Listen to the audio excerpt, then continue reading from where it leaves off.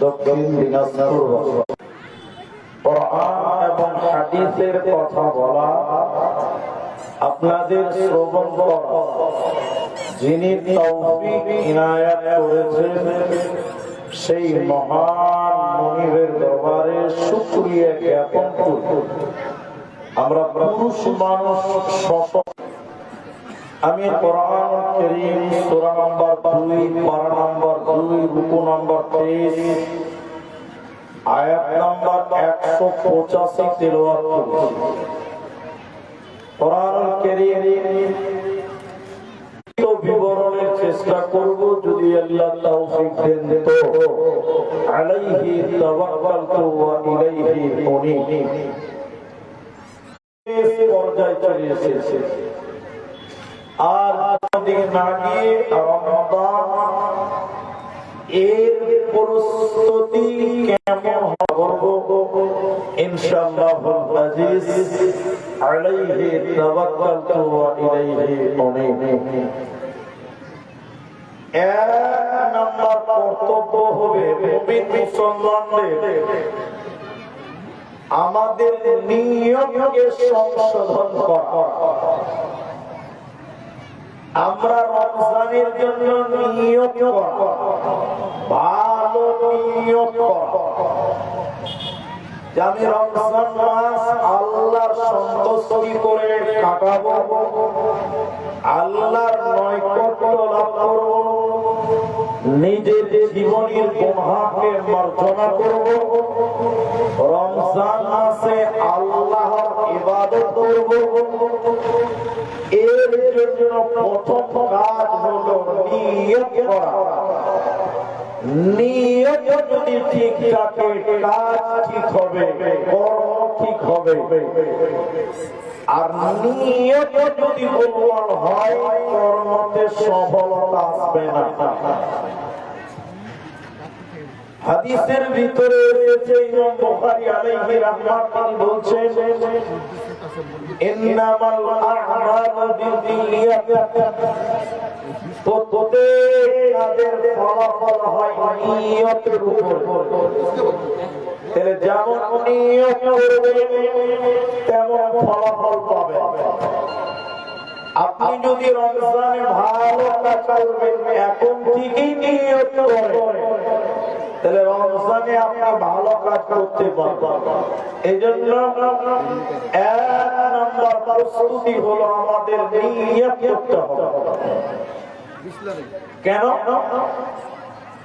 ইবনে আব্বাস রাদিয়াল্লাহু তাআলা আনহু তিনি বর্ণনা করছেন নবীজি বলেছেন যে কোন মানুষ যদি ভালো কাজের নিয়ত করে ভালো কাজ করে নাই, খালি নিয়ত করেছে, করবে বলেছে, সঙ্গে সঙ্গে আল্লাহ একটা নেকি তার আমলনামায় দিয়ে দেন। বলুন সুবহানাল্লাহ।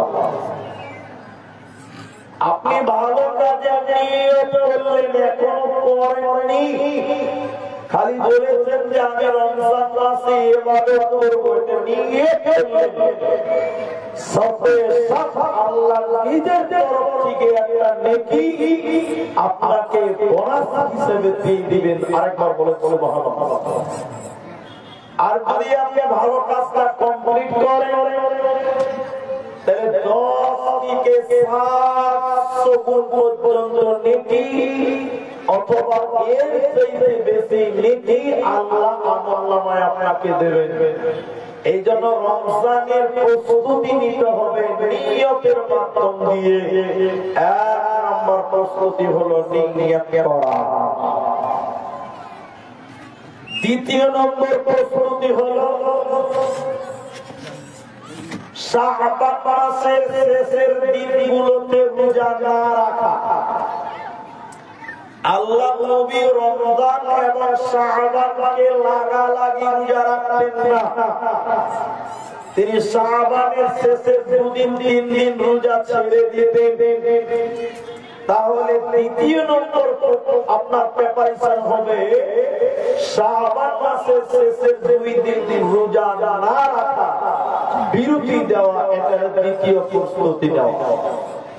3 নম্বর শাবান মাসে বেশি বেশি রোজা রাখা। কেন?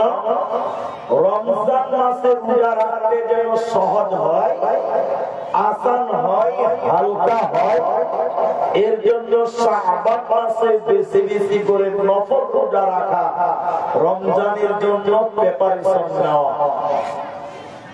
4 নম্বর, এটা হলো গুরুত্বপূর্ণ কথা, শাবান মাসের 29 তারিখে ফাঁকা মাঠে গিয়ে, খোলা মাঠে গিয়ে, খোলা আকাশের দিকে তাকিয়ে তাকিয়ে চাঁদ পূজা, রমজানের চাঁদ খুঁজতে হবে। রমজানের চাঁদ পূজা ফাঁকা মাঠে গিয়ে। নবী বলেছেন সুমু লিরুয়াতিহি ওয়া উফতিরু লিরুয়া, তোমরা চাঁদ দেখে রোজা করো, সিয়াম পালন করো। তাহলে মুমিন মুসলমানদের রোজার প্রস্তুতি হবে চাঁদ দেখা, চাঁদ দেখতে হবে। যদি আকাশে মেঘ উঠে থাকে, ভারতের কেউ চাঁদ দেখতে পায়নি, নবী বলেছেন শাবান মাস গণনা করো, 30 দিন পূর্ণ করে তারপরে তোমরা রোজা আরম্ভ করো। কেন? আরবি মাস কখনো 31 দিনে হবে না। তাহলে চাঁদ খুঁজতে হবে, চাঁদ দেখতে হবে। 20 বছর আগে, 10 বছর আগে আমাদের বাচ্চারা আকাশের দিকে তাকিয়ে তাকিয়ে চাঁদ খুঁজতো, আর এখনকার ছেলেমেয়েরা আকাশের দিকে চাঁদ খুঁজে না, মোবাইলে চাঁদ খুঁজছে। মোবাইলে ঠিক বললাম না? নাই বললাম? ফেসবুকে দেখছে যে চাঁদ লুকিয়ে গেল, একটু খবরটা দিকে ফেসবুকে। অথচ আল্লাহ রাসূল বলেছে তোমরা আকাশের দিকে তাকিয়ে দেখো চাঁদ উঠেছে কিনা। চাঁদ উঠে গেছে, দোয়া বলো, দোয়া আল্লাহুম্মা আহিল্লাহু আলাইনা বিল আমনি ওয়াল ঈমান ওয়াস সালামাতি ওয়াল ইসলাম রব্বি ওয়া রাব্বুকাল্লাহ। এই দোয়া পড়ো, চাঁদ তোমরা খুঁজো, চাঁদকে তালাশ করো, এটা নবীজির আদেশ। রমজানের এত গুরুত্ব কেন? রমজানের এত ফজিলত কেন? রমজান মাসের এত গুরুত্ব কেন? এই মাসটা এত জনপ্রিয় কেন?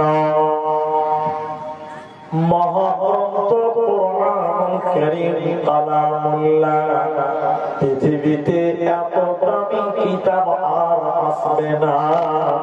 এই মহাগ্রন্থ আল্লাহর পবিত্র কোরআন এই রমজান মাসে আল্লাহ নাযিল করেছে।